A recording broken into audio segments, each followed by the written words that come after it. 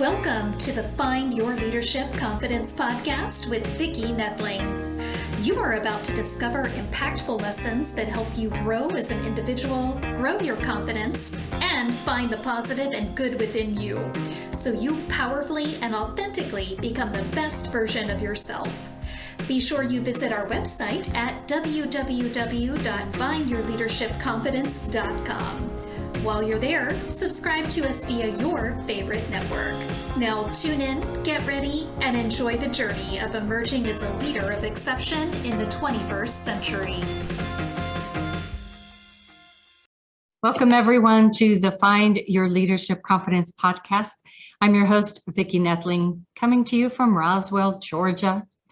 As always, the podcast is designed to empower you leaders with guests and topics that will help you grow as the confident leader and take your business or your life to the next level. I'm very pleased to have Mr. Jeff Barnes, Dr. Disney, be our guest today. Let me tell you a little bit about Jeff. He is talks about the very first time he visited Disneyland. He hated it.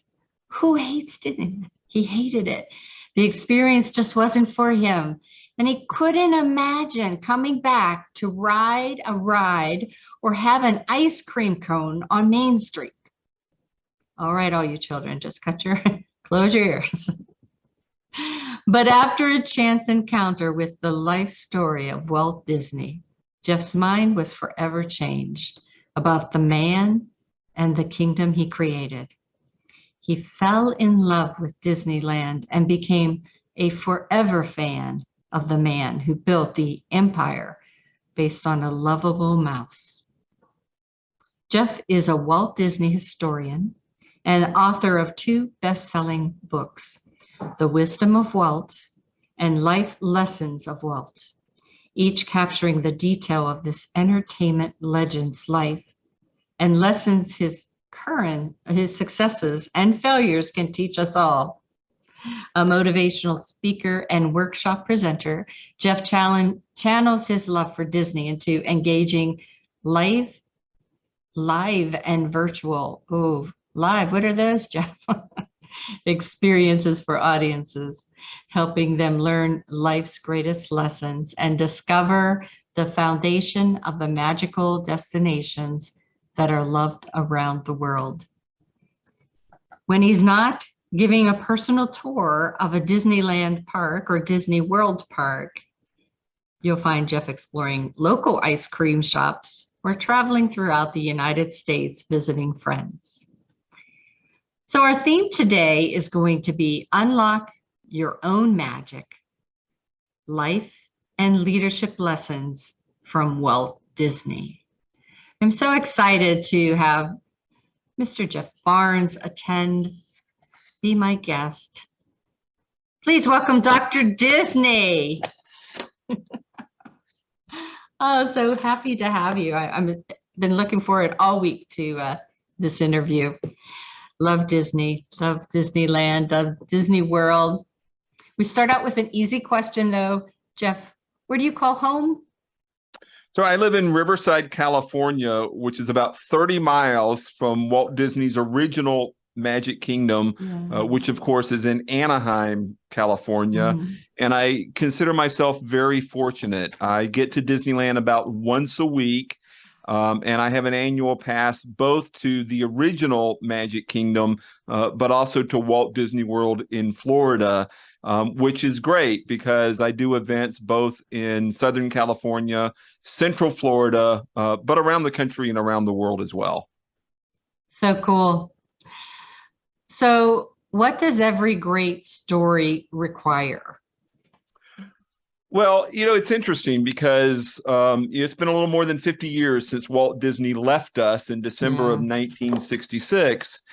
And for all of his successes, and he actually had more failures than successes, we've forgotten that part of the story. But for all of Walt Disney's successes, what he most wanted to be remembered for was as a storyteller. And as much as we as individuals want to chase after the happily ever after ending in a story, Vicki, that's not what a great story requires. A great story requires conflict, difficulty, adversity, overcoming obstacles. And I think if we're honest with ourselves, we'll recognize we love story. That's why we read books. It's why we go to the movies. It's story that differentiates the Disney parks from every other amusement parks. We love story, but most of us want nothing to do with conflict. And so I challenge the readers of my books. I challenge the audiences in my keynotes to recognize if you want to level up in life, if you want to level up as a leader, you've got to embrace conflict and you've got to do the hard and difficult things. And Walt Disney's life was filled with conflict. And he chose to level up and do difficult things over and over again. So true. So very true. And so many people will try and walk away rather than try again and again and again. Like the time. And I think my favorite story that is sort of foundational and seminal to the Walt Disney story is at age 21, back in 1923, almost 100 years ago now. Wow. With his very first studio in Kansas City, Missouri, Walt went bankrupt after only 18 months. It was Laugh-O-Gram Studio, where he was working primarily with a local dentist, creating animation advertisements. And once that first studio went bankrupt, I think the temptation would have been to just give up. I know I would have been tempted to do that, but instead of giving up, Walt instead decided to go all in on his dreams as an animator. And so rather than staying stuck in Kansas City, he chose to board a train for California. And he boarded that train, Vicki, with $40, a single suitcase, and a one-way ticket. Wow. Imagine, leaders, if whatever your idea might be, whatever your goal might be, whatever you and your company might be trying to achieve, imagine what it would look like if you and your team were to board your version of a train and you and your team were to go all in with that $40 single suitcase, one-way ticket kind of commitment. And Walt came to California, joined forces with his older brother, Roy. Together, they founded a second studio. And today, that studio is the world's largest entertainment company. That's so cool. What were Walt Disney's 4 C's for mastering success? Well, he got asked about that one time, and, Walt never got past the 9th grade in his formal education. Wow. Received a lot of honorary degrees later on in his life, but in terms of actual education in the classroom, never actually got past 9th grade. But he was asked, hey, what do you think it takes to be successful for the average everyday person? And Walt said it really comes down to 4 C's of success. And for Walt Disney, those 4 C's were courage, confidence, curiosity, and consistency. And then Walt went on to say that out of the 4, confidence was most important. And I think for every leader, you'll readily recognize there's probably one of the 4 C's that is a strength for you, and one of the 4 C's that is inevitably some sort of weakness. So, for example, I excel in curiosity. I love asking questions. I love exploring. I always want to know more. I have no problem, digging in and doing research and, reading up and following up. I can, however, find courage to be a little bit of a challenge.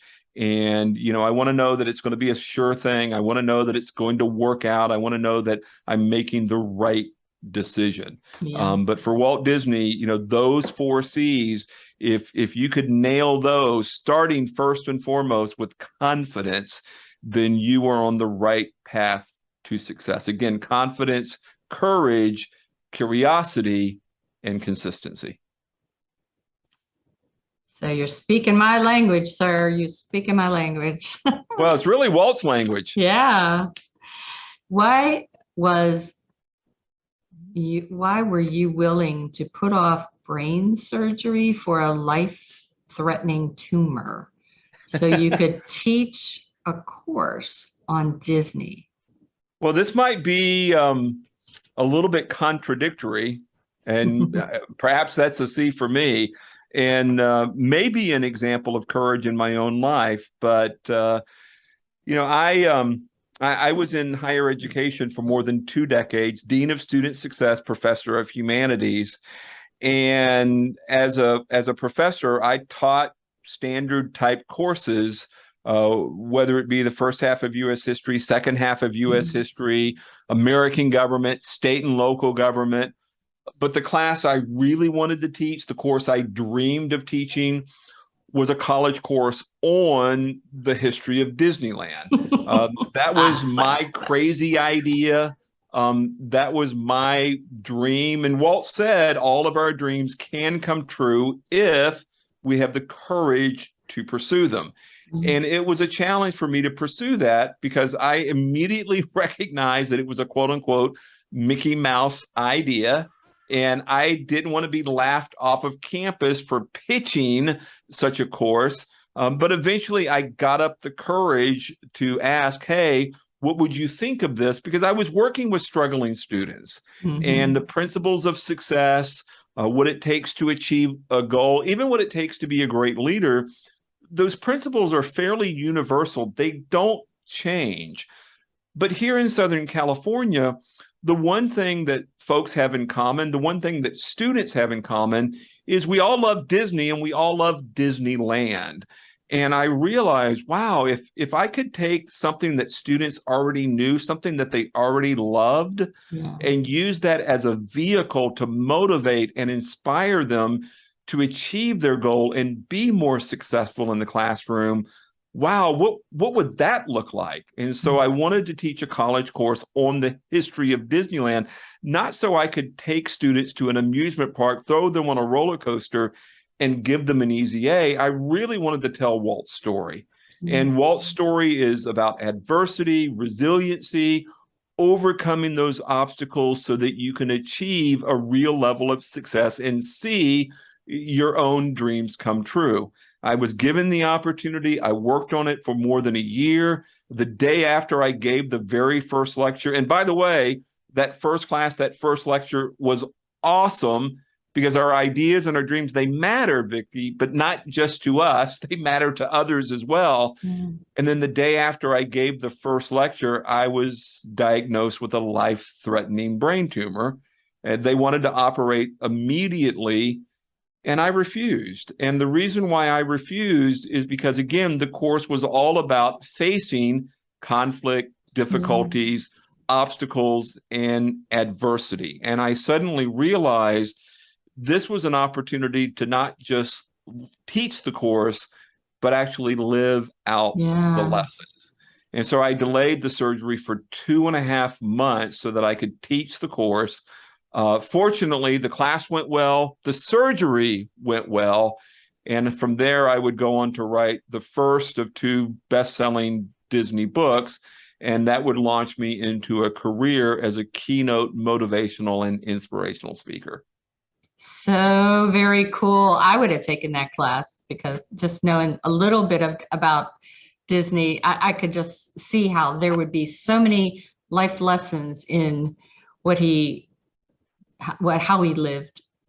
And it shouldn't be, a life lesson doesn't have to be boring, you know? Well, it is fascinating because the park, from the day it opened, from the 50s, 60s, 70s, 80s, 90s, and beyond, has really been a reflection of either who we are as an American people or who we think we are or wish we were in that particular place and time. And, students from all different majors and academic disciplines have found their way into the course and have absolutely loved it. Not because we're talking Disney per se, not because we're going to take a field trip at the park per se, but because it's so multi-discipline, and it covers so many aspects, whether it's business, whether it's history, whether it's engineering, whether it's art. Disney touches so many different areas, and I don't know that there's been a larger influence on American culture in the 20th century than Walt. Yeah. If you think about it, the creativity and the innovation that he had, as well as that the groups that he brought into the organization for their creativity, the state of the art, the change of the way movies were, and the theme parks, how each of those really piqued your interest. But I have my sister-in-law's brother worked on building some of the parts of the various parks around the world. And just that, the artistry, and it's just, yeah. I could see exactly how it would help all aspects of people in their business, in their careers, and inspire. I mean, the way that he embraced television in the mid-1950s, which was the newest, latest, greatest technology. Yeah. And the way that he took his movies and brought us as guests into those stories by way of Disneyland. The Imagineers will tell you Walt was doing virtual reality decades before we had heard the term in popular culture. And again, you go through the decades and you can follow along with Disneyland and see what's happening in American history and American culture by looking at what's going on at Disneyland. Watch the opening day broadcast. It's incredibly archaic and out of date and old fashioned because it's July 17th, 1955. It's a few months before Rosa Parks refused to give up her seat on the back of a bus in Montgomery, Alabama. And I'm not saying that's who we should have been, but it's who we were. And the broadcast in the park absolutely reflects that. Yeah. And even for those that are trying to figure out, how do you write your story, or how do you tell your story, or your why, just look at some of those movies. And as you said, you have to love your character before you'll, connect with them. And to do that, you have to see they struggled, that they had a transformation, if you will. Yeah.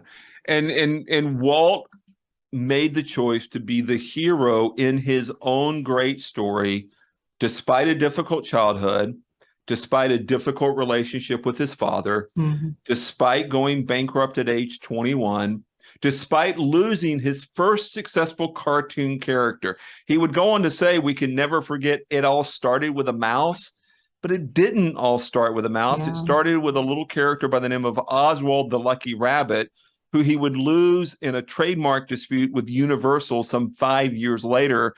And the loss of Oswald forced him to come up with Mickey Mouse. And then he wants to get into full-length animated feature films, Snow White and the Seven Dwarfs.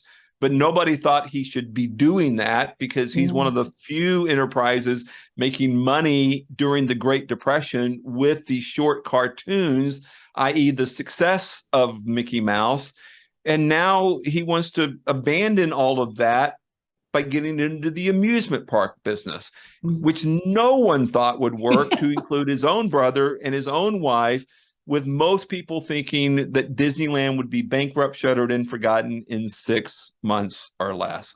But Walt was never beaten at anything, and no matter what, he kept moving forward. That was Walt's story, and it needs to be our story if we're going to be a great leader as well. Wow. So after dreaming about it for 20 years, why did it only take you 142 days to write your first best-selling book? Well, I didn't have a good experience the first time I went to Disneyland. I grew up in the panhandle of Florida and fell in love with Walt Disney World when I stepped onto Main Street, USA at the age of 10 in 1974. Kept going back until grad night in May of 1981. Was excited to go to Disneyland in August of 88, but I didn't know what I was doing. And we showed up late. It's a Sunday. It's August. We walk in at like 11 a.m. and the newest, latest, greatest attraction, which has been advertised all over California, was Star Tours. And so I walk into Tomorrowland and I was told, well, the good news is you're in the right place for the ride, wrong place for the line. And we're ushered back to the beginning of Main Street, USA, and would end up waiting more than 3 hours before we experienced our first Disneyland attraction. By the time we get out of Star Tours, it's the middle of the afternoon. The park's even hotter. It's more crowded. It was just a miserable experience from start to finish. But I stayed in California long enough to realize, wow, this park really matters to people. It matters to the locals way more than it does to the residents and citizens of Florida. I must have missed something, and this is where my curiosity kicked in, and I started reading up on Walt. I started reading up on Disneyland, fell in love with that story, went back 3 years later, saw it through the lens of adversity and obstacles, recognizing that age 53, even the great Walt Disney couldn't just speak the words Magic Kingdom and it magically appear out of an orange grove in Anaheim, California. And once I knew that story, just fell in love with the original park. And I knew immediately that one day I would go on to write a book about Disneyland. Now, the challenge, of course, was who was I to write a book? I didn't know anything about writing a book. Even if I did, who would publish it, who would mark it, who would sell it, who would buy it? Yeah. I mean, that's what we do. We get this great idea, and then we immediately start talking ourselves out of it. Yeah. And so it was 20 years of think about it, think about it, think about it, think about it, put it off, procrastinate, you name it. But once I had the brain tumor and went back to work, all of a sudden I got over myself because I had stared mortality in the face. Yeah. And none of my excuses mattered anymore. No. And I went from 20 years of having a million reasons for why I couldn't do this to 142 days, start to finish, writing the first word to sending it to the editor. And it completely changed my life because it became a bestseller to the point where a second book based on Walt Disney World was demanded. Wow. So, and it is true. Whenever you have that life-threatening, facing mortality, as you said, you start to think about, what legacy am I going to leave behind, and all these other things don't really matter. Yeah. Well, and it's another example of how we end up leveling up in our own life, leveling up as a leader when we face adversity, when we have conflict in our life, and we end up better as a result of hard and difficult things. And I would like to think, or at least I'm hoping, that that's going to be one of the major takeaways from COVID and the pandemic. Yes, it's been difficult. Yes, it's a struggle. No one would wish any of this on anyone. And yet, I am willing to bet we've made choices and have been forced to do things. Again, not that any one of us would have wanted to, but on the other side, we've got more skills, more options, more flexibility, and more adaptability because, again, we were forced to. And on the other side, our teams are going to be better, our companies are going to be better, and we as leaders are going to be better moving forward. Absolutely. I always liken it to whenever you're going on vacation, you get all that work done that would have taken you 3 months, but you have to get it all done so you can go on vacation and not have to check email. Time is funny that way. So why did Walt Disney really, when he got on that train with only $40 in that single suitcase, why did he just not say, what the heck, I should not do this? What character do you have to have that much faith, or is it not so much character? It's like, I have no other options. Where do you think his mind might have been? Well, he had been corresponding with his brother Roy. Roy was 8 years older, and both of them had served in World War I. Walt as an ambulance driver for the Red Cross at the very end of the war. And Roy was, again, recovering from tuberculosis in a veterans hospital. And Roy told him, you've given it the best that you can. I think you should come out here. And, the movie industry was moving out toward California. It was becoming very obvious that Hollywood was eventually going to be the center of that particular industry. Mm-hmm. And Roy had always sort of taken care of his younger brother, Walt. And so I think, Walt felt as though that was the safer choice. It's not the safer choice, but the better choice. Mm-hmm. He had certainly more friends and family in Kansas City, but I don't think he wanted to get a job. And we probably have entrepreneurs who are listening right now who can identify with that. And so, it was like, no, I'm not going to stay stuck. I'm not going to get a job. I'm not going to give up. I'm simply going to go all in. And Roy up to that point had been selling vacuum cleaners door to door.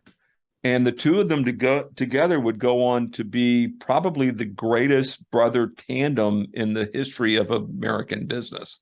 Mm. And yet at the same time, they would spend decades fighting like cats and dogs. And I always say the real difference between the first studio that went bankrupt and the second one that, again, today is the largest entertainment company in the world, the difference between the two studios is not Walt.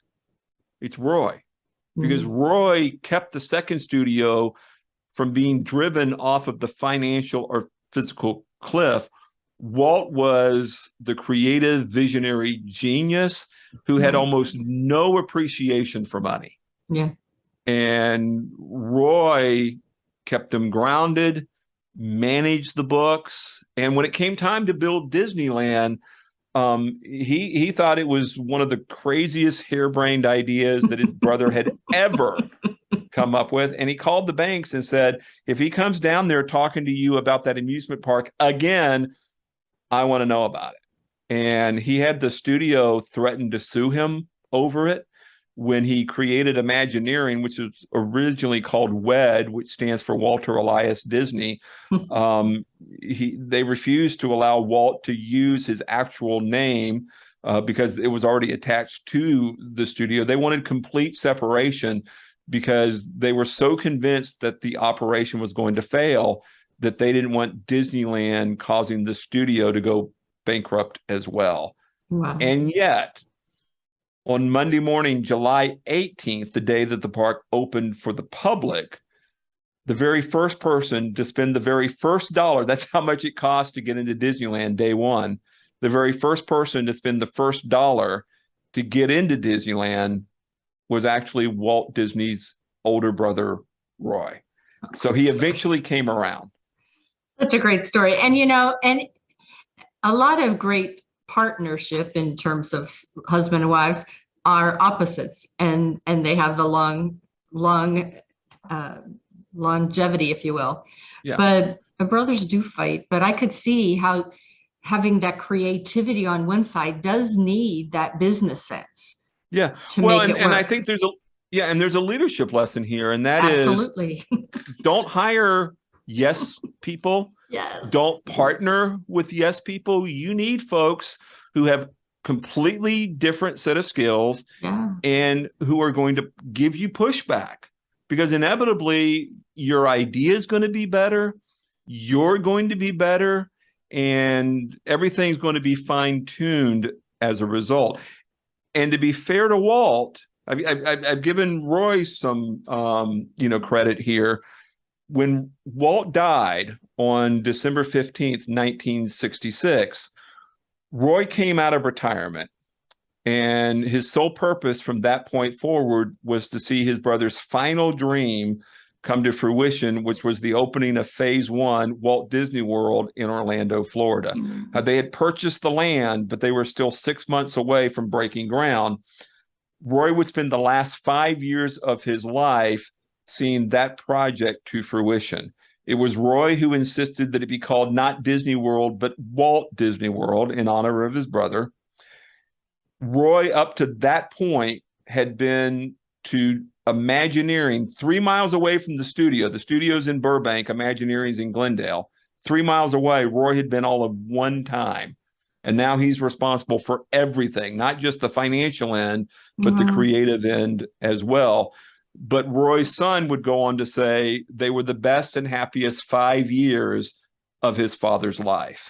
And Roy would get Walt Disney World opened at a cost of $400 million, debt-free, in October of 1971, and then pass away himself 2 months later. I actually went to Disney World in 1972. So and were you impressed? I was. I totally loved Disney World. Yeah. Because I say land was a dream, world was a miracle. Yeah. So I mean, you just went from place to place, and it was just, you just were in awe. It just was so, from an artistic standpoint, I just was in awe of everything that was there. Yeah. And Walt wanted to get into urban planning. He wanted to fix the ills of the inner city in the last stages of his life. He never stood still. He didn't believe in sequels. He didn't believe in repeating oneself, which I think is another great leader and life lesson, and that is to constantly reinvent yourself. So he starts out as an ambulance driver, then becomes an animator, then a full-length animated feature film producer, live action movie, amusement park operator, and now he wants to get into urban planning. And I think a lot of times when we have a level of success, we want to just sort of, sit back and enjoy that and, rest on our laurels. And the second you do that, you're done. Yeah. And Walt was constantly reinvesting, reinventing, and pushing the envelope and moving forward. Yeah. So many great lessons. Absolutely. It is time now for rapid fire. So my first question for rapid fire, and this is where you just answer whatever comes top of your mind, just briefly. How and why is Disneyland the happiest classroom on the earth? Because Walt believed in edutainment. Yes. If you're not enjoying yourself and having a great time, you're probably not going to remember what you've learned. So that's why I believe in my History of Disneyland class, which everybody can take now online. Awesome. I'm going to take it for sure. And I think that's another life lesson, a business lesson, leadership lesson, is we need edutainment now, especially we have 5 generations of people out there. And so we need to be able to make sure that what we're teaching in business is something that not only informs, but also educates and entertains. So Correct. We remember it. Yep. And it's okay to have fun every now and then. Yes, absolutely. So I think we talked a little bit about this one, but I'll still give it. Why was opening day a disaster at Disneyland? Well, actually, we haven't talked about this. Okay, good. So opening day was July 17th, 1955. One of the worst days in Walt Disney's life. It was a day for the press, the media, celebrities, VIPs. 9,000 were invited, but those tickets were easily counterfeited, and anywhere from 28 to 33,000 people crashed the gates. Southern California was in the middle of a heat wave, so it was 105 degrees in the shade. The park was not really finished. Disneyland was built in exactly a year. They broke ground in July of 54. They opened it in July of 55. Every single attraction except for the world famous Jungle Cruise broke down that afternoon. The asphalt on Main Street, USA had been poured that morning, but because of the heat, it did not have time to dry. So ladies showing up immediately after church in their Sunday best stepped onto the street right out of their shoes. There was a gas leak in Fantasyland. The Mark Twain, the cast member, lost track of the number of guests getting on board. So twice as many were on than should have been. So it nearly capsizes in the river of America. Again, everything that could go wrong did go wrong. But Walt Disney, in an example of excellent leadership, focused on what he could control, focused on what he could fix, ignored the rest. And by Labor Day, Disneyland was welcoming its 1 millionth guest. That's so cool. Oh my gosh. So what does Disney do differently that makes the brand, the parks, so unique and popular? Tell stories. I mean, that is the number one differentiator. If you have an amusement park, you take out the rides, you have a parking lot. Yeah. At Disneyland, you take out the attractions or experiences and stories, you take those out, you still have the theme park. So for example, New Orleans Square, which was the first new land opening in the summer of 1966, which was also Walt Disney's last public appearance in the park, that great new land, which opened at a cost of $15 million, opened without Pirates of the Caribbean. That wouldn't come until March of 67. Opened without the Haunted Mansion, which didn't come until August of 69. Didn't even open with the Blue Bayou restaurant, which didn't open until October of 66. In other words, in a theme park, you can have an incredibly immersive land without any attractions because of the immersive storytelling, because of the immersive environment, because of the place setting. And I think we as a leader need to recognize we're constantly telling stories. We just need to ask ourselves, what sort of story are we actually telling? Yeah. And then secondly, Disney set the standard in terms of hospitality and customer service. I was gonna say. And people think this is really, really complicated. It's not. Walt hired a gentleman out of the aerospace industry, of all places, a fellow by the name of Van Arsdale, France, and didn't micromanage anything. Nobody likes to be micromanaged. Yeah. He said to Van Arsdale, France, I'm creating a magic kingdom. It's going to be the happiest place on earth. I want you to hire, guess what kind of people, Vicki? Happy people. That was it. And then from there, Van Arsdale, France went on to create Disney University with the training program that has become famous the world over. But Walt's mandate was hire happy people. You can train for skills. You can't train for attitude. Absolutely. And I was in higher ed for more than 2 decades. And I can't tell you how many people I worked with, whether they were administrators, whether they were staff, whether they were faculty, who didn't like students. Why would you be in education if you don't like students? Or maybe you're in ministry and you don't like people, or you're in hospitals and you don't like patients. I mean, you've kind of got to be in the correct culture with your personality and with your profession. Yeah. You know what they say, if you do what you love and what you're passionate about, it will never work a day in your job. Exactly. So what would you suppose Walt Disney would have thought about the last 2 years, and how would he have taken advantage of it?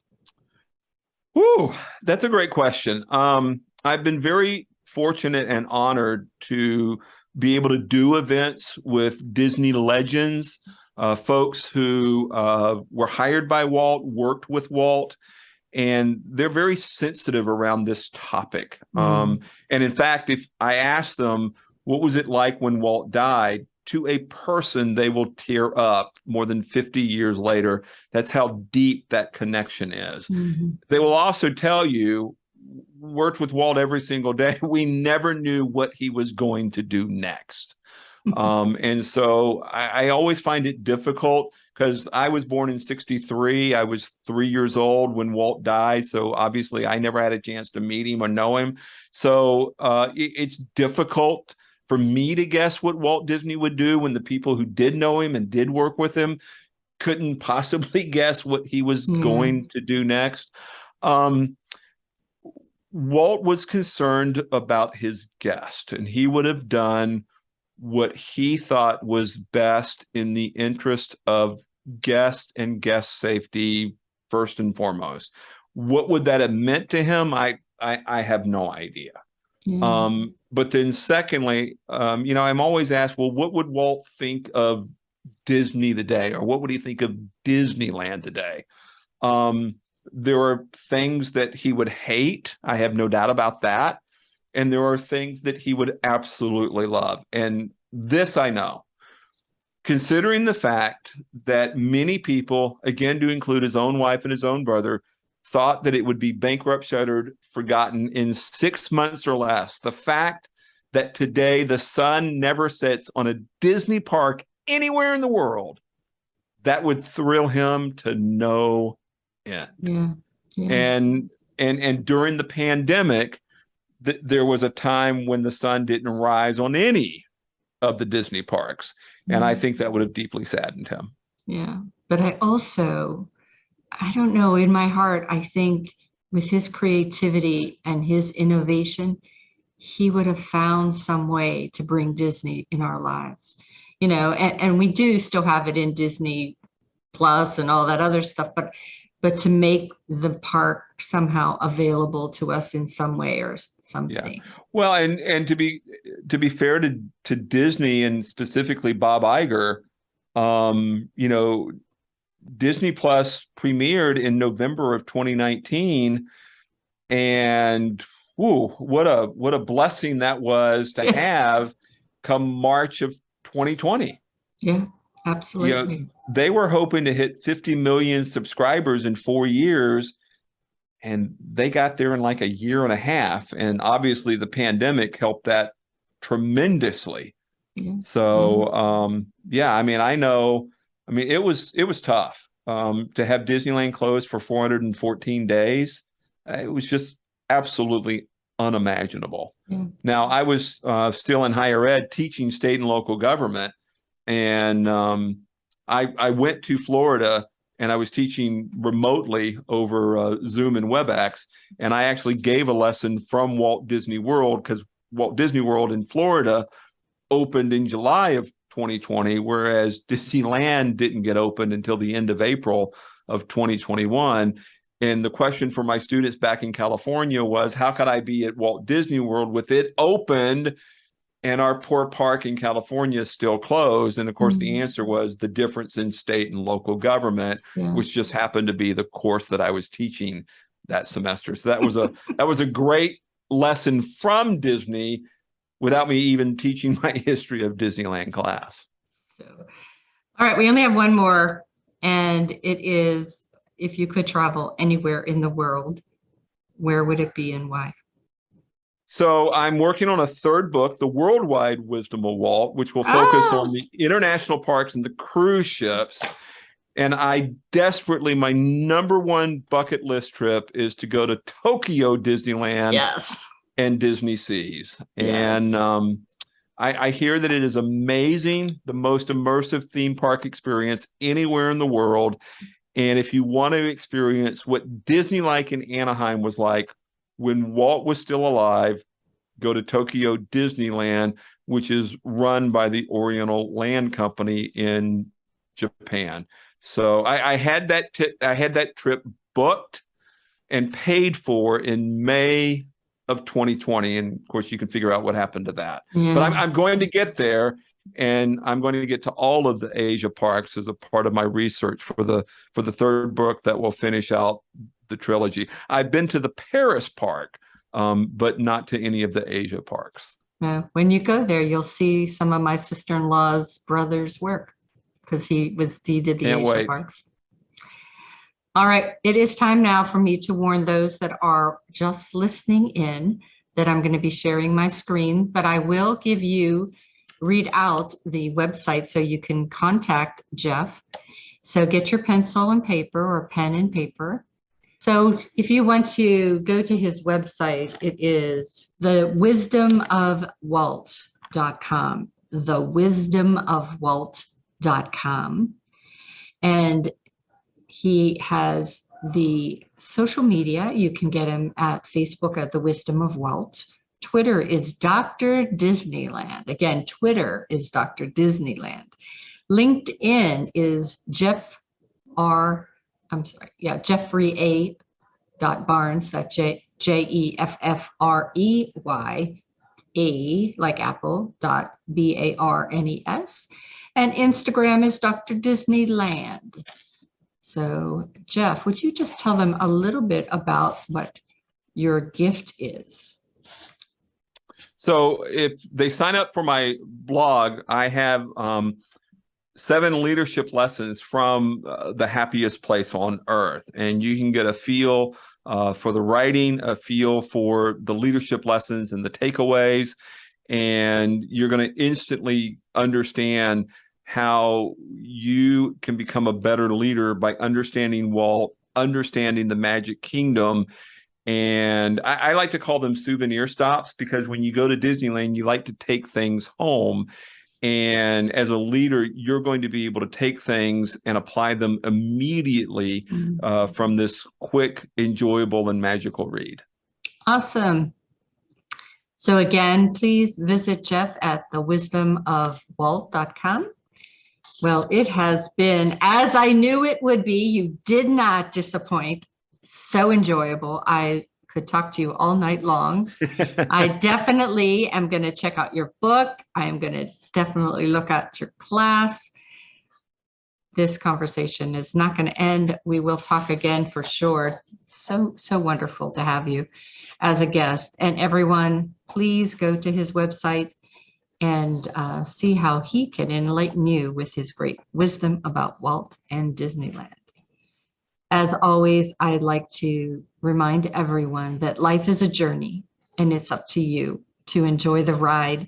This is Vicki Nettling signing off. Thank you for tuning into the Find Your Leadership Confidence podcast with Vicki Nettling, where we share impactful lessons that help you grow as an individual, grow your confidence, and find the positive and good within you so you powerfully and authentically become the best version of yourself. Remember to visit our website at www.findyourleadershipconfidence.com and enjoy even more great episodes like this one. Again, while you're here, subscribe to us via your favorite network. We look forward to seeing you next time on the Find Your Leadership Confidence podcast.